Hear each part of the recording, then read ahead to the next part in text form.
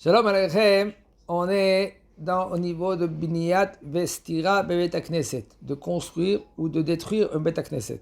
Il faut savoir, on n'a pas le droit de détruire un Bet Knesset sans des conditions. Il y a des conditions. Un homme, lui, maintenant, il veut casser un mur. On n'a pas le droit de casser un mur de la Bet Knesset sans les conditions. Sinon, c'est une grosse avéra dans cela.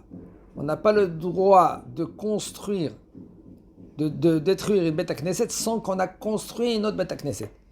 La Gemara raconte avec Ordus. Ordus, lui, qu'est-ce qu'il a voulu? Il a voulu détruire le Beth Knesset. Il raconte là-bas la Gemara, Navdalet, avec Rabbi Ben Bouta. Okay? Il était aveugle parce qu'il a aveuglé. Ordus, il a tué tous les Chachamim. Et lui, il se déguisait et il voulait savoir si, par exemple, qu'est-ce que les gens ils pensaient de lui. De Ordus. Ordus. Premier Ordus. C'était un esclave des Hashmonaïm. Il a tué tous les Hashmonaïm. Même ses deux fils qu'il avait, comme il dit le Yossifoun, il avait deux fils d'une fille des Hashmonaïm, et il les a tués. C'est méchant. Et lui, il a dit, à Baba Ben Bouta, il a posé des questions. Il a dit, t'as vu cet esclave-là? Maudis-le. Et lui, Baba Ben Bouta, lui, maintenant, il était aveugle. Il voyait rien. Mais il lui dit, je peux pas, j'ai pas le droit d'insulter n'importe qui. Pourquoi? Parce que il y a des psukim dans la Torah. Ve'aof yolich et akol. Après, ça va se faire entendre. Il y a le volaille qui va prendre maintenant ces mots-là, il va l'emmener directement chez lui. J'ai pas le droit. Et lui, il a compris. Il a dit quoi? C'est comme ça les Chachamim. Les Chachamim, ils font très attention à leurs paroles. Elle parle de toute l'histoire. Et après, il a dit, lui, c'est lui. Il s'est dévoilé vers Baba Ben Bouta. Il a dit, Anahu, c'est lui. Et puisque c'est lui maintenant, qu'est-ce qu'il va faire maintenant pour réparer tout ce qu'il a fait? Il a tué tous les Chachamim. Il a dit, tu as éteint la lumière du monde, emmène une lumière pour éclaircir le monde. Et c'est quoi? C'est le Beth Amikdash. Alors, le Beth Amikdash qu'il a construit avec Ezra, il a continué à reconstruire, parce qu'ils ont commencé déjà bien avant de construire le deuxième temple. Après, ils sont arrêtés à l'époque de Achashverosh, parce que les enfants de Haman, ils ont parlé la Shonara, et ils ont arrêté la construction, de construire le Beth Amikdash pendant 22 ans. Et après, avec le fils de Achashverosh et avec Esther, il a donné l'ordre de continuer à construire le Beth Amikdash. Maintenant, Ordus, il veut reconstruire le Beth Amikdash, parce que le Beth Amikdash, là maintenant, il veut faire mieux, plus beau. Et là, il a dit, on va détruire le Beth Amikdash et on va reconstruire le Beth Amikdash. Un autre Beth Amikdash. Les Chachamim commençaient à pleurer. Ils avaient tous peur de lui. Ils commençaient à pleurer. Ils posaient la question aux Chachamim, pourquoi vous pleurez? Il dit, parce que toi, tu vas détruire le Beth Amikdash. Qui c'est qui t'a dit que tu pourras reconstruire le Beth Amikdash? Voilà le Essay Amita. Tu n'auras pas d'aide de Kadosh Baruch Hu. Elle a dit, qu'est-ce que je dois faire? Il dit, tu détruis pas le temple, tu construis en même temps, à côté, et tu détruis. Construis, détruis, jusqu'après tu vas construire le Beth Amikdash. C'est-à-dire qu'il a renforcé tous les murs de Beth Amikdash, il a reconstruit tous les murs, un mur à côté de l'autre, et en fin de compte, il a dit la Gemara, celui-là qu'il a vu, le Beth Amikdash, à l'époque de Ordus, il n'a pas vu un bâtiment plus beau que cela. Ça veut dire que un bâtiment, le Beth Amikdash de Ordus, c'était un bâtiment très très beau. Alors maintenant ici, dans Beth Knesset, pareil, on n'a pas le droit de détruire un Beth Knesset. Même casser une pierre. Une pierre. Il dit quand même, il nous dit le Rav, Mutar lintot smeat kir, le Beth Knesset, on peut casser un petit mur, un tout petit peu, pour faire, soi-disant, que je veux mettre par exemple, faire un stand de livres. Ça, je pourrais mettre les livres. Là, c'est mouta pour faire les sidouris. Par exemple, c'était un mur. Qu'est-ce que je fais? Je casse le mur. Et là, maintenant, je pourrais mettre des livres. Vechem mutar listor kir bet hakneset. Par exemple, je veux casser un mur, une partie pour faire des fenêtres. Vafalpi, même que maintenant, lui, il casse le mur, pas pour le reconstruire, il casse pour casser. Il dit le Rav, c'est mutar. Mais comme Kevan Sheeno, il ne fait pas cela pour détruire. Et là, il dit, c'est mutar. Et là, Adraba, c'est les sourires parce qu'il fait ça pour le caveau de la Beth Knesset. La reine, on peut être mekel dans cela. Aminak Pashut Bechol Israël. שכאשר צריכים להרחיב את בניין בית הכנסת, כן, משנים מקום ארון הקודש. Quand maintenant on veut agrandir le Beit Knesset, qu'est-ce qu'on fait? On veut prendre le Aaron HaKodesh, on veut le faire bouger. Vous savez, il y a beaucoup de sortes de Aaron HaKodesh. Le Aaron HaKodesh, il peut se faire, c'est un Aaron HaKodesh en bois, mais il y a aussi un Aaron HaKodesh qui se fait dans les murs. Et puisqu'on les fait le Aaron HaKodesh dans le mur, qu'est-ce que tu vas faire maintenant? Tu veux casser le mur pour changer d'endroit. Est-ce que c'est mutar ou c'est assour? Tu veux le mettre par exemple plus haut. Il dit le Rav, le minag il est pachout dans tout Israël, chez Kashat Sechim, comme maintenant on veut agrandir le Beit Knesset, on veut changer l'endroit du Aaron HaKodesh, il n'y a aucun problème, même que tu vas casser les murs. Puisque maintenant, parce que dans ce même mur, maintenant, il y aura le Sefer Torah, il y aura Aaron HaKodesh, on va agrandir. Vous savez, dans les Beit Knesset, des fois, ils construisent comme ici. Ici, à la Yeshiva, maintenant, c'est un bâtiment de 10 étages. Avant, c'était un bâtiment qui était comme en face de la rue Yoel. C'était un long bâtiment, mais il y avait des petites maisons. Et maintenant, qu'est-ce qu'il a fait le Rav? Casser le mur, il a agrandi. Casser encore un mur, il a agrandi. Maintenant, tu mets Aaron HaKodesh vers le mur. Tu te trouves maintenant vers Jérusalem. Ça dépend maintenant où on se trouve.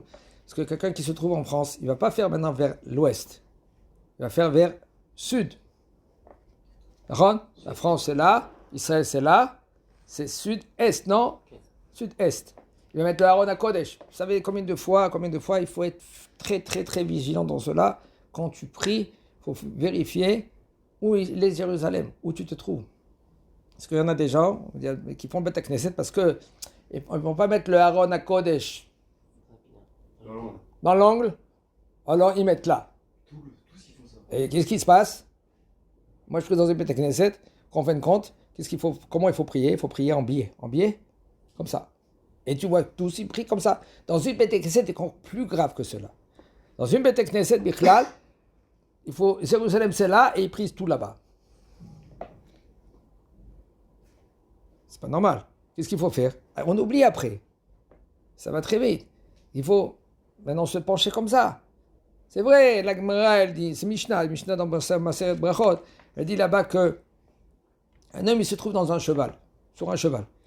Et il veut prier, il ne peut pas maintenant descendre. Pourquoi? Il y a des brigands. Et s'il y a des brigands, s'il va descendre, dangereux. Qu'est-ce qu'il fait? Puisqu'il ne peut pas prier, il ne peut pas descendre du cheval, et il prie vers Jérusalem, il kabel libol et Yerushalayim. Son cœur, s'il peut tourner la tête, il peut tourner la tête. Mais là, le bonhomme, il fonce. Alors, il prie, et avec son cœur vers Jérusalem. C'est faisable. Aval, c'est Bidi Avad. C'est après coup. Alors maintenant, lui ici, puisqu'ils vont agrandir la Beit Knesset, ça veut dire qu'ils ont cassé le mur pour agrandir, ça va être dans le même mur. Alors il y a un problème. Kevan shebeoto hakotel atzmo yesham Aaron HaKodesh. Même qu'ils vont changer d'endroit, l'homme ça ne s'appelle pas que maintenant tu vas enlever de la Kedusha, tu vas descendre de la Kedusha, on n'a pas le droit. Ma'alim ba-Kodesh velo moridim. On n'a pas le droit de descendre du Kodesh. Il faut faire très attention de cela dans les boîtiers, par exemple, des téphilines. On verra, on va apprendre tout cela. Les boîtiers des téphilines, je vois combien de gens, qu'est-ce qu'ils font? Ils mettent le sidour sur les boîtiers. Non. Et la Kedusha de mitzvah, parce que tu mets les téphilines dans le boîtier. La sacoche en elle-même, il n'y a aucun problème. Aval, le boîtier, qu'on met les téphilines dessus, tu n'as pas le droit d'utiliser. Il a une doucha. Et si maintenant... Hein? Quoi le sido? Non, c'est mitzvah, c'est pas le doucha. Tu dois mettre à la gnisa, mais c'est pas... Mais c'est pas, il n'y a pas Gdusha comme les tefilin. Les parchemins, c'est le même Gdusha comme les tefilin. Kavana, les boîtiers de tefilin. Non, c'est une autre sorte. Tu dois mettre maintenant dans la Gniza. Tu n'as pas le droit, ça ne s'appelle pas Tashmish Gdusha, c'est Tashmish Mitzvah. Il est sido. Ça s'appelle Gdusha, c'est le boîtier de tefilin. D'accord? Les parchemins, il y a une autre, vous savez, dans les gros boîtes en fer bleu qu'il y a ici à la yeshiva, dehors, côté des Bate Knesset, il y a un charit, ça veut dire un endroit que tu mets là-bas tous les parchemins. Parchemin, c'est kadosh. Tu dois mettre là-bas tes parchemins de tefilin, parchemins que tu as écrit. Quelqu'un il a commencé à écrire une mezouza, tout d'un coup, cette mezouza-là, tu dois mettre là-bas. Pas dans la gnisa normale. Vous faites très attention aussi maintenant, qu'est-ce que vous mettez aussi dans la gnisa, entre parenthèses, je dis tout cela. Il y en a des gens qui... un journal, tout le journal, il le prend, parce que c'est écrit dans un petit carré. Des fois, il faut faire très attention aussi dans le halonim. Okay? Stam, dans un journal, regardez, dans un journal en Israël, ils prennent en photo un Beit Knesset. Et dans le Beit Knesset, il y a le Aaron HaKodesh. C'est écrit Shiviti Hashem le Diktami, Yud Kevavke. Le bonhomme, il prend ce journal, après il le jette à la poubelle. Ce carré-là, il faut le couper, mettre dans la Gniza. Parce qu'il y a Yud Kevavke, il y a le nom d'Akadosh Baruch Hu. Combien des gens attribuent? C'est mieux comme ça il dit le Rav Utsavi. Le Rav Utsavi dit c'est mieux de ne pas avoir des halonim que d'avoir des halonim. Vous savez, les halonim, halon, ça veut dire des feuilles de Torah, des livrets Torah. De les emmener à la maison ou de les emmener à la Beit Knesset. Regardez dans la Beit Knesset, c'est par terre. Si tu n'as pas lu encore, d'accord, mais les gens, des fois, ils prennent le halon, cette feuille-là, ils lisent une petite minute, après ils le reposent. Après, où ça va? Ça tombe par terre, on marche dessus, les enfants dessus, ça c'est Bat Tashrit. Les photos des rabbanim, etc. Bezat Hashem, ça c'est un autre shiur. Mais là, il dit le Rav, ça ne s'appelle pas qu'on descend de la Gdusha, parce que ça, c'est pour la Beit Knesset. Ça s'appelle Orada Letzor Aliyah. On descend, soi-disant, de la Gdusha pour monter dans la Gdusha. Même s'il était maintenant, le Aaron HaKodesh, il était dans le mur, c'était Mouta. Maintenant, par exemple, je vais casser le mur, je vais faire monter le Aaron HaKodesh plus haut. Là, c'est Mouta aussi quand même. Ça, c'est Minag Israël, parce que c'est voir, des fois, on veut agrandir la Beit Knesset, c'est Mouta, et regardez comment ça marche dehors, comme ça il dit le Rav, pour craser Maïm Adavar. Mouta l'intoa etz srak bechatzer Beit Knesset, dans la Beit Knesset, dans la cour de la Beit Knesset, quelqu'un il veut planter là-bas un arbre, il n'y a aucun problème. Plus forte raison s'il veut emmener Etz Arava. Arava, ça veut dire c'est un des arbres des 4 signes qu'on fait pour Sukkot. Adas, Arava, Etrog, Velulav. Alors ils veulent emmener là-bas Arava, et c'est bien d'avoir une Arava à côté de chez soi. Pourquoi? Parce que c'est très fréquent quand on prend la Arava, et le bonhomme lui maintenant il fait et il a tout lave 1-2 jours, après la harava commence à sécher. Et puisqu'elle sèche la harava, c'est un problème maintenant de se rendre quitte de la harava, de Netilat Lulav. Combien de fois il y en a des gens, ils mettent dans l'aluminium, ou ils mettent dans un...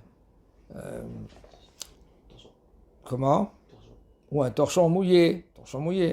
Okay? Ça va 1, 2, 3 jours, mais après, qu'est-ce qui se passe? Le bonhomme il fait Netilat Lulav, il dit, ah, peut-être il est rendu quitte. Chazakavou.